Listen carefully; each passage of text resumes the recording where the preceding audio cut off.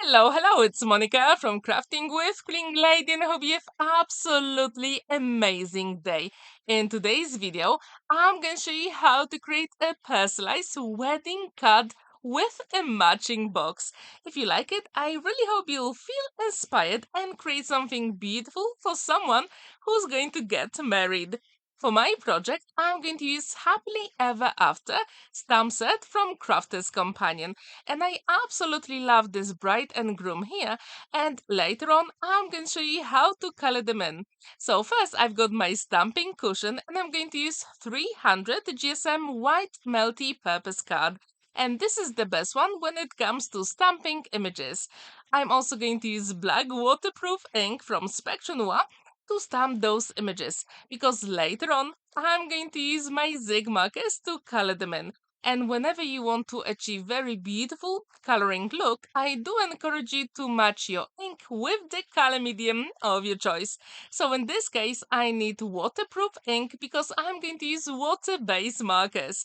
And when they are ready, I'm going to cut them with my scissors to make my job easier when it comes to coloring. And I'm going to use zig markers from my stash. How often do you create wedding cards? What is your favorite shape to create them? I'm really curious. And please let me know what is your favorite color palette to create them. As you can see, I'm going to use zig markers and you don't really need that many because when you use them with wet paintbrush, the colors match beautifully and they blend beautifully. You can also use your glass mat as a palette and I absolutely love this technique because every single time you'll get that seamless watercolor look. So if you've never ever used zig markers or watercolor markers, I do encourage you to give them a go. Just remember, you need very special card to do it, because if you use copy paper, you won't really achieve that watercolor effect. So this card comes together super quickly, and I really like to create those wedding cards because they are always very special. All you have to do is to know what color combo to choose, because usually weddings have themes. And I know for this wedding, the color theme was pastel colors and lots of flowers, so later on I'm also going to add them. And whenever you create a wedding card with a bride and groom, it is super simple to color them in because usually the bride has a white wedding dress, but there is a way to make it even more special. And I'm going to show you that later on. So as you can see, the groom comes together super quickly and I chose some black and blue to mix those two colors together. And as you can see, I already achieved some darker and lighter tones, and that's what I wanted. You can also use your scrap piece of card here, like in between those bride and groom. And really wanted to test that skin color. I was happy with the result. Now it is time to color in the hair and make it even more personalized. And I really like to do that. Whenever you create any card with people on it, I do encourage you to check the color of their hair. And this way the card will be even more special. Now it is time to color in the bouquet. I really like it, and please let me know how often do you create wedding cards. Maybe there is one particular that you created and was very special. I would really like to know. During this video, I'm showing you also other wedding cards I created. And to create my card base here, I'm going to use Noble Heart cutting die from Crafter's Companion. With the bigger one, I'm going to die cut it twice from white multi-purpose card, and the smaller one with that element, I'm going to use my favorite card from Hobbycraft, and this one I'm going to die cut it from one of my favorite collection. And the small heart will be for the names of the bride and groom. So now let's have a look at all the elements. So I've got the bigger heart, that beautiful design paper from Marta Debicka, and it comes from Drop of Sunshine number 3. All the names of the products you can check in the description down below. And with this design paper from Marta Debicka, please check it on Craftstash. It is still available. It is a digital collection, and when you get the full bundle, you also get DL size background papers, sentiments, and also so many elements. So please check it out. Now, as you can see, I'm using my one and only liquid glue, magic glue, to assemble all those elements together. And whenever you have any excess of the glue, I always put it on my hand just to get rid of it really quickly. It's also a good idea to burnish it on the back, so all the elements will be adhered where you want them.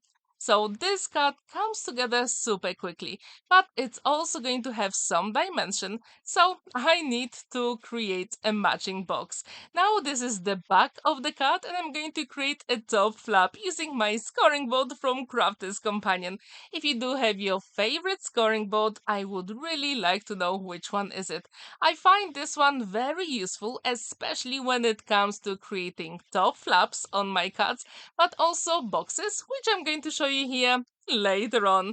Now it is time to assemble the hat, the front and the back together, and it will be time to put our bride and groom on a card. For this one, I decided to put them on the right hand side, so we have some space for the names of them in the top left corner, and also the wet in check for the wedding.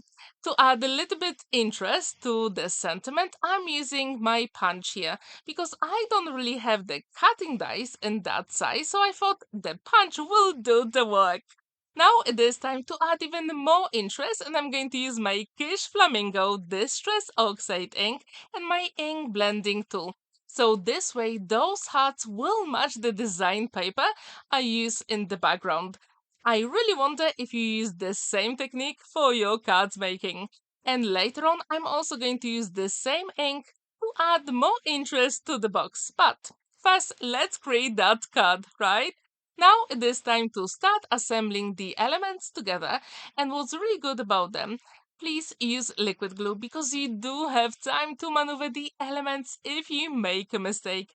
If you want, you can also use some double-sided foam adhesive and that will be perfectly fine. So our groom is ready. Now it is time to add a little bit of sparkle on that wedding dress. So here is my clear overlay from Spectrum Noir.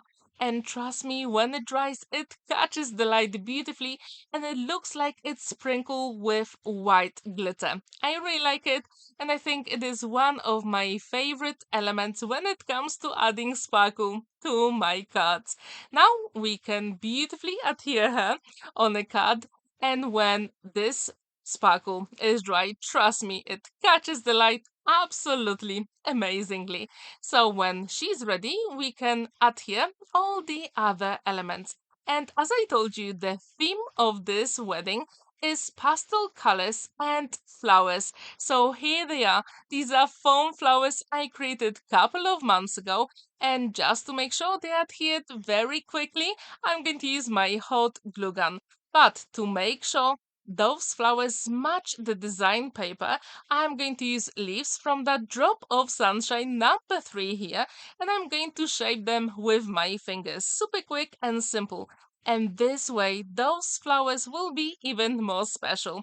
So if you don't have Drop of Sunshine number 3 collection from Marta Debicka, I do encourage you to check it out. Also, if you haven't seen my video from Saturday, where I launched my Color Your World collection, the link is at the top right corner. And if you want to support me, please have a look at this collection because I designed some beautiful papers, patterns, sentiments, SVG files, and PDF files as well. And until the 24th of June, the whole collection is discounted 50%. So please check it out. All the information is in the description down below as well.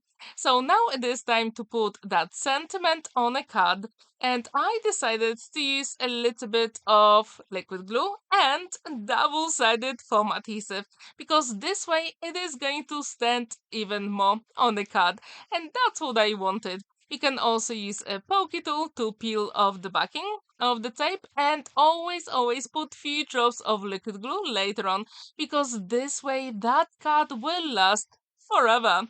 Now the cut is complete, but all we have to do is to make sure it's not squashed in the envelope. That's why we have to create a box. So let's have a look how to do it. So I'm going to use my scoring board and I'm going to create a box base and I'm going to use 1 inch on each side. So all you have to do is to measure your project, and in this case I'm going to add 2 inches to my panel. So I'm going to score 1 inch on each of the sides, and this will be the perfect measurement for my card. When this is ready, we can create notches using scissors. Super quick and simple. So this way you can personalize anything you want. And when this is ready, we have to create the box lid, which on this scoring board from Crafter's Companion is on the other side. So let's have a look how to do it. So now I'm going to place my card here. And again, I'm going to score it at 1 inch on all 4 sides. Super quick and simple. But if you want to make your box very easy to open, I've got a trick for you. All you have to do is to use a circle punch, but you only cut half of a circle, and this way it will be so much easier to open the box. So I do encourage you to use that trick whenever you create any of the boxes. Now we have to create those notches, and to make it easier when you fold and burnish those score lines, use any scoring tool or bone folder from your stash. In this case, I've got one from Crafter's Companion. I really like it, and it always does the job, which makes my boxes super quick to make. So altogether, the whole project took me 45 minutes, which is super quick whenever you create personalized project and a matching box. So I do encourage you to try it. Now it is time to decorate the front of a box, and I use one of the design papers from that Drop of Sunshine #3 collection from Marta Debicka. And just to add a little bit more interest, I'm going to use the same Distress Oxide ink in Kitsch Flamingo. And I think that what makes this project very special. And all the colors will be matchy matchy, and that's what I really like about this project. So if you do create wedding cards, please let me know if you create boxes as well or envelopes. And throughout this video, you probably saw some of the cards I created for special weddings. And when this is ready, all we have to do is to apply the glue on all the flaps, and literally the box will be complete. And if you want, you can also add a little bit of ribbon to make this box and card even more elegant and special. But in this case, I decided no, the box is enough. At least that's what I think. What is your favorite color combo for wedding projects? Please let me know. Do you usually ask what is the color theme or elements for the wedding? Or do you just create pastel colors or gold and white? I really wonder how you do your wedding projects.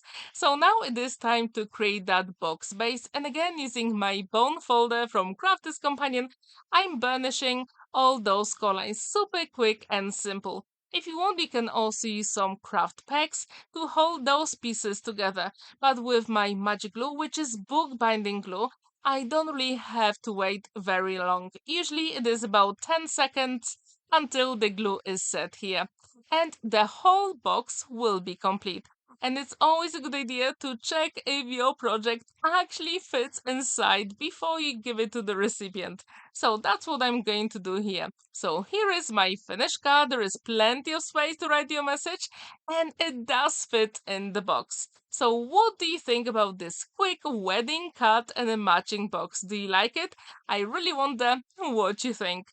Thank you so much for watching and spending that time with me. Don't forget to like this video, give it a thumbs up, and subscribe to my channel if you haven't already. And tomorrow I'm going to have another video for you with my new collection, so stay tuned for that. Have a wonderful day. Happy crafting. Bye for now.